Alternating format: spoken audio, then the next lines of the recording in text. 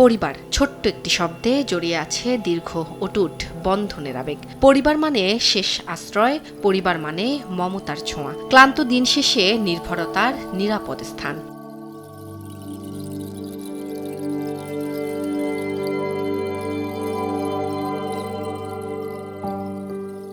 সময় বদলেছে সম্পর্কের ধরন। সম্পর্ক এখন জটিল সমীকরণ। যৌথ পরিবার ভেঙে গড়ে উঠছে একক পরিবার। সেখানেও আবার ব্যস্ত জীবনে একই ছাদের নিচে থেকেও কমেছে কথা, কমে যাচ্ছে একে অপরকে মন খুলে শোনার অভ্যেস।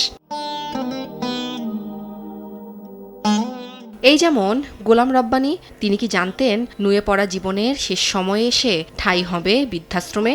আপনজন থেকে দূরে গিয়ে এখন তার সময় কাটে এই চার দেয়ালের ভিতর লেখালেখি আর বই পড়ে। তার কাছে পরিবার মানে আসলে কি? যখন রাতের বেলা আসে, একাকী যখন হয়, তখন বুঝতে পারি যে আসলে আমি একা। বাহ্যিক লাইফে এত বেশি ডিপেন্ডেন্ট হয়ে যাচ্ছে যে তার বাইরেও যে তার কিছু একটা লাইফ আছে, ফ্যামিলি আছে, একটু মানে অন্য একটা শান্তির জায়গা আছে, সেটা মানুষ মনে রাখে না। সোশ্যাল মিডিয়ার একটা বড় ইফেক্ট আছে। 5 ইয়ার্স 10 ইয়ার্স আগে হচ্ছে দেখা যায় পরিবারের সবাইকে নিয়ে কিন্তু একসাথে বসে আমরা লাঞ্চ করতাম। এটা একটা বেসিক আমি কথা বলতেছি, বাট এখন আসলে পুরোটা ডিফারেন্ট। জীবনটাও এখন বড়ই জটিল। প্রযুক্তি নির্ভরতা, পারিপার্শ্বিক অস্থিরতা বাড়িয়েছে পরিবারের মানুষের মানসিক দূরত্ব। যেটুকু সময় পাই সেই সময়টুকু আসলে দেখা যাচ্ছে কি আমরা ডিভাইসে বসে থাকি। পুঁজিবাদী বিশ্ব ব্যবস্থায় অনেক বেশি মেশিন হয়ে যেতে হয়েছে আমাদেরকে।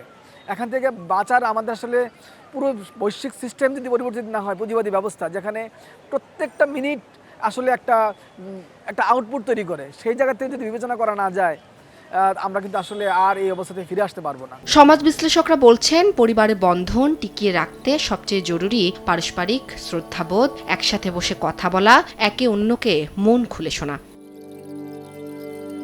এই কূলে আমি, ওই কূলে তুমি, মাঝখানে ওই নদী বয়ে চলে যায়। মান্নাদের এই কালজয়ী গানই যেন হয়ে উঠেছে আজকালকার পরিবারগুলোর গল্প। যৌথ পরিবার ভেঙে তৈরি হচ্ছে একক পরিবার, আবার কোনো পরিবারে বাবা মা সন্তান একই ছাদের নিচে থেকেও কোথাও যেন দূরে। অথচ পরিবাররা নিজেরাই তাদের দায়িত্ব নিয়ে ভাঙাতে পারেন এই অসীম দূরত্ব। উম্মে হানি, সময় সংবাদ, ঢাকা।